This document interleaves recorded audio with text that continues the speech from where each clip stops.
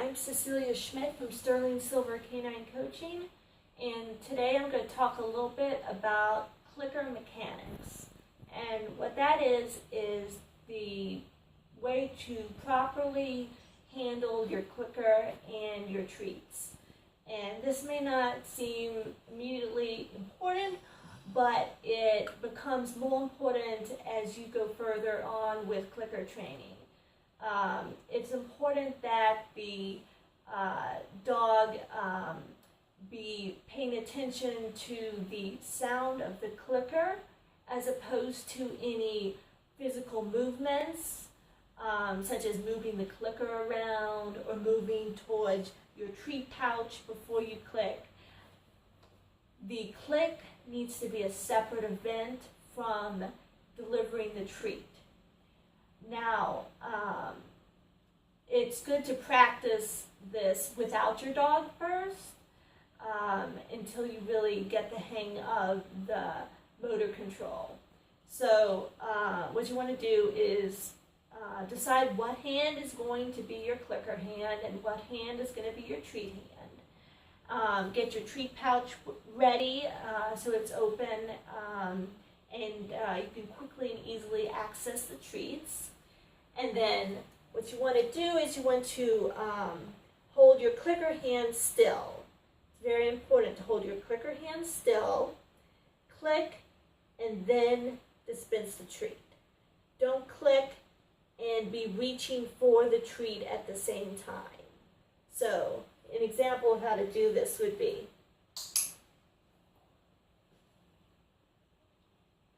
and Penny's wondering what she did just now to deserve that.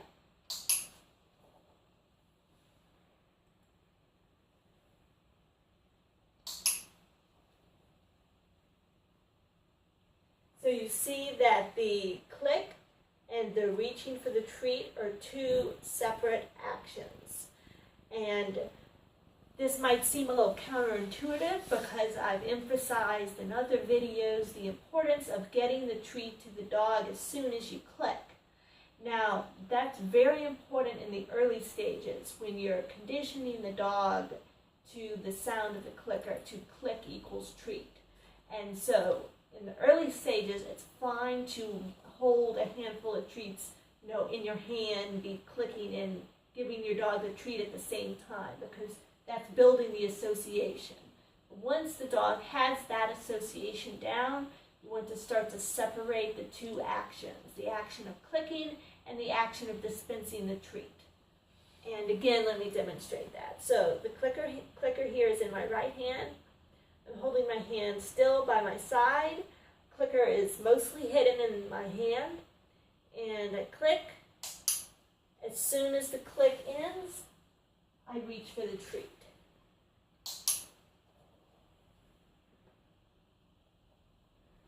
And practicing without your dog is a good idea at first, so you don't have to think about what your dog is doing and what you're doing at the same time. So that's sort of the essence of what we call clicker mechanics, is we want the two actions to be separate. And a big part of that is we want the dog to focus on the sound of the clicker over any movement toward the treat pouch. Because eventually we are going to be fading out the treat pouch, or we will be putting the treat pouch in a different location. So the dog will need to know that when we click, a treat is coming, even if we don't have a treat pouch on us, even if it may take us a couple of seconds to get the treat. So we want the dog to focus on the click, not on the motion for the treat. And that really will free us to, as we go along, to reduce the dog's dependence on us reaching for the treat or of the sight of the treat bag. But to start that process, to start weaning the dog away from dependence on seeing the treat bag or seeing the treat, we start out by just separating the two acts, the click and then the treat. And that's how we move to the next step in clicker training. Eventually, we will not even click every behavior.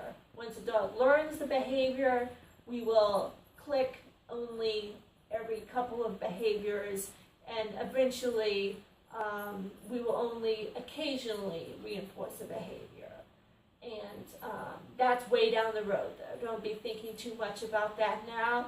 Just think about once your dog has the click-treat association established, really start to watch your clicker mechanics and make sure that clicking and reaching for the treat are two separate events.